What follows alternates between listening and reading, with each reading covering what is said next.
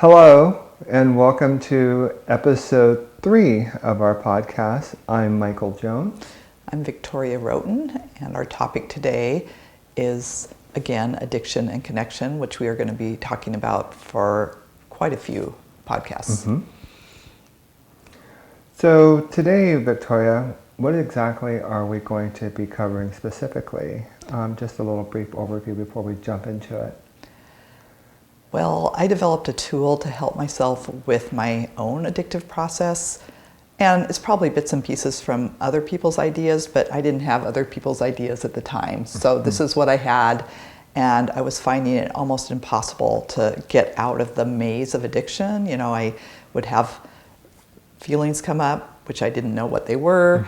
I would want to run from those feelings because they were so painful, and I would find myself overeating. I was bulimic, I smoked, and I often binge drank. And this is the questions that really helped me get out of that cycle. So these are tools that you actually used in your own recovery. Yeah, these are the tools that really helped me, and I share them with my clients who are also struggling with addictions.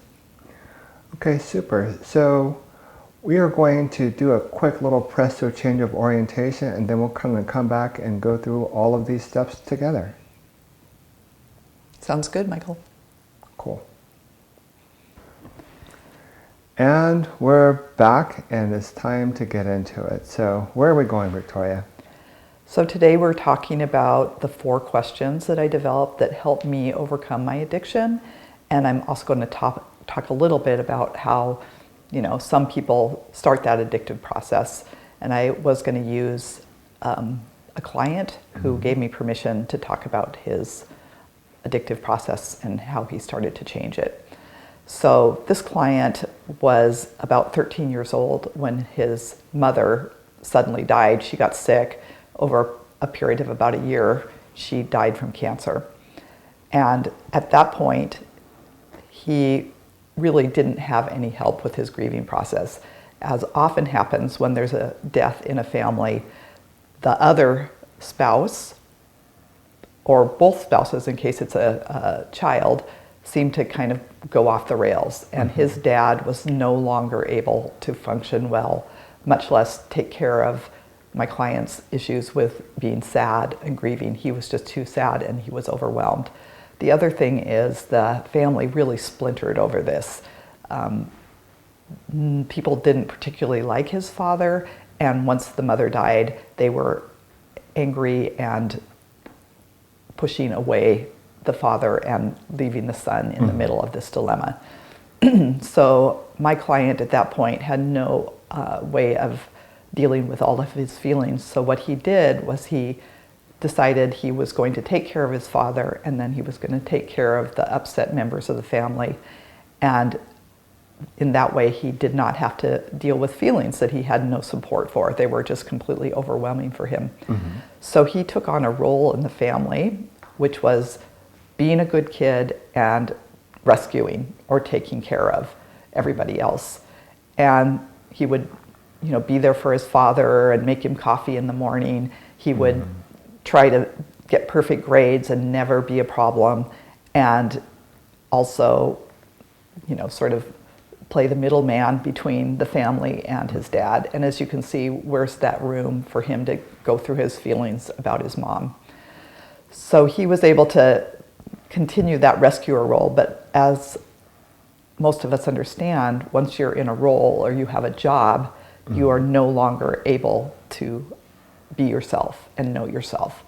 And that is like a major loss, especially for a kid at 13, when he should have been, you know, out playing with his friends and building tree forts and, you know, playing tag. He was managing people's feelings and, again, trying to be perfect. So he lost his self in that process. And once he went away to college, he, again, was in a lot of pain, but not actually letting himself feel that pain. And he started smoking marijuana. And as long as he was doing his job, like getting good grades and focusing on his degree, he was okay. But as soon as he had time alone, those feelings would start percolating up. Again, it was too much. He didn't even know what they were, and he would smoke weed. And that became a repetitive pattern that he did over and over again. And when he came to see me in his mid-30s, that was still the way he was coping with unresolved pain. So this was going on for 10, 15 years, this use of marijuana to manage and balance himself out. Were there any companion symptoms that you noticed in your client? I've heard that some people, when they smoke excessive amounts of marijuana, they have higher amounts of anxiety, and it's kind of like a seesaw effect. You know, the high makes them feel good, but then when they come down, they're kind of feeling worse than what they were when they used whatever substance it was to try to give them comfort. Well, this man was struggling with a lot of anxiety and depression, and the issue, yes, I think the marijuana usage could have been a part of that, but also, again, he was repressing a whole bunch of feelings that he didn't know he was having. You know, they were just, in internal family systems therapy, they talk about a bunch of beach balls that you keep under the water. And so you're shoving all those beach balls down, but inevitably when you've got 10 or 15 of them, one of them's gonna pop up and it hits the air and it bursts into flame. And that's when, that moment, that pain, he isn't allowed to feel that. Again, he hasn't had the resources to be able to deal with it, and he picks up a joint and off he goes to the races. And that happens, you know, pretty much every day. So I wanted to give that example of, you know, how someone might get into the addictive process. I mean, there's way worse circumstances. There's kids that are being beaten, verbally abused, sexually abused in their families. And obviously there's going to be more pain there than they're going to be able to deal with. And more than likely they're going to pick up some addiction. Okay, so your client comes in recognizing they need help. Where did you start? How did you ease him into the process that you found success with? And maybe this isn't really relevant, but, you know, was he resistant to, you know, the process you were posing? Because it really was stepping out of his pattern. Yeah, there are people that are just ready to go, right? Like they are tired of being in that addictive pattern, and there's people that aren't. And so, you know, I can lay out a bunch of tools for somebody and they're just not going to pick them up. They aren't ready. This man did. He started to try out the things that I suggested and eventually got into a place where he was occasionally using weed, but generally most of the time he wasn't, which was a good place for him. So I thought I would demonstrate the 4 questions by using my own life. Okay. And first starting with just what they are. So for me, what I started to do is when I wanted to pick up, you know, several beers, or I wanted to binge eat a bunch of sugar or smoke, I would try to ask myself these questions. And the first question I would ask is, what am I thinking? And to my surprise, I hadn't really been examining the thoughts in my head, but I found that my head was basically, what was going on in there was internal domestic violence. I was constantly telling myself I was a piece of shit, that I was a loser, that I was never going to get anywhere, and, you know, basically that I didn't matter. And it was an endless dialogue of negative verbal, like negative is not the right word, toxic verbal abuse that was happening inside of me, which of course is going to cause depression. If you're talking to yourself that way, you're going to feel awful, but it might be different than the feeling that you're trying to avoid, right? So that was the narrative that I was having in my head. And once I realized, my gosh, I'm just a completely cruel, angry person, I started to work on that narrative. And one of the first things that helped me work on that is just to realize it was there. So there's the verbal abuse, and then there's another part of me standing back going, whoa, this is not okay. And, you know, one of the things I would do is just correct that. Like, this is not true. Another thing I used to do is just, as soon as I heard this litany, I mean, I barely noticed it because it had been going on for so long, I would just say, stop. And, you know, those two things really helped me. Sometimes I would just write them down and look at them and go, I mean, this is not true. I was not where I wanted to be in my life, but I was not a complete loser. You know, I had a pretty good job, and, you know, I was competent in that job, and yet, I mean, I still needed friends. I wasn't doing well in that department, but, you know, I wasn't sitting at home day in and day out practicing these addictions. So I was able to kind of back off on the verbal abuse, not get rid of it, but, you know, start to make a dent in it. Now, you mentioned this internal narrative. Were you finding that you were saying the same mean things to you that were being said to you by other people in your life at some point? I mean, had you taken on the role of oppressing Victoria? So I lived with a man that never complimented me, never said, I love you, this is my father, and virtually criticized me all the time. And what I believe is that I was not able, I know I was not able to express my emotion of anger towards him. You know, I would have, as a kid, been angry, but that would have been incredibly dangerous. I probably would have been hit or pushed or, you know, something. Or he would just scream in my face, which would be terrifying for me. So instead of being angry at him, which would have been the appropriate place to put that anger, but dangerous, I turned it on myself. Gotcha. So I talk about that more in the next episode, but if we don't have our anger directed appropriately, we're going to find a place to put it. Couldn't put it where it needed to go, turned it on myself. And so that was part of being able to change the direction of my verbal abuse, was realizing I needed to figure out who I was actually angry at. So moving on to step 2, what would be that second step? So after I would ask myself, what am I thinking? The next question I would ask is, what am I feeling? And I had absolutely no idea. Okay, I always have a hard time with this. I'm thinking that I'm sad, and isn't that the same? I mean, some people, it's like, how are you feeling? And, oh, I think I'm okay. Can you give us a quick definition between what I'm thinking and what I'm feeling? Because I always confuse those. Even you've explained it to me, I just want to make sure everyone else understands the difference between thoughts and feelings. Actually, most people don't understand that. I'm constantly working with couples that say, I think that, or I feel that. As soon as you hear that word that, I feel that, you are about to say a thought.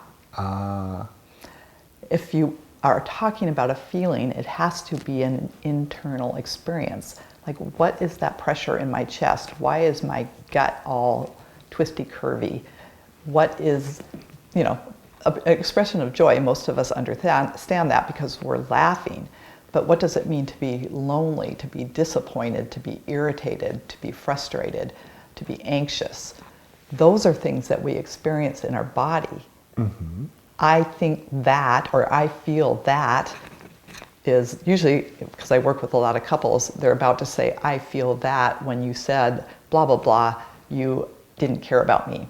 That's all thoughts, but we frame it in terms of feelings. So most people just don't even know, not most people, I shouldn't say that, but those of us that were not taught how to identify our feelings as kids have no idea. And I grew up in a home, I would just call it an emotionally illiterate home. Nobody talked about feelings.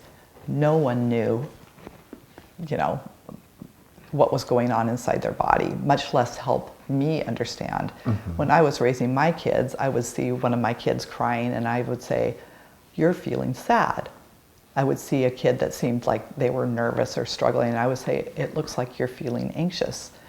I gave them a verbal vocabulary so that they could identify what was going on inside of them. For me, it was just a black hole in there.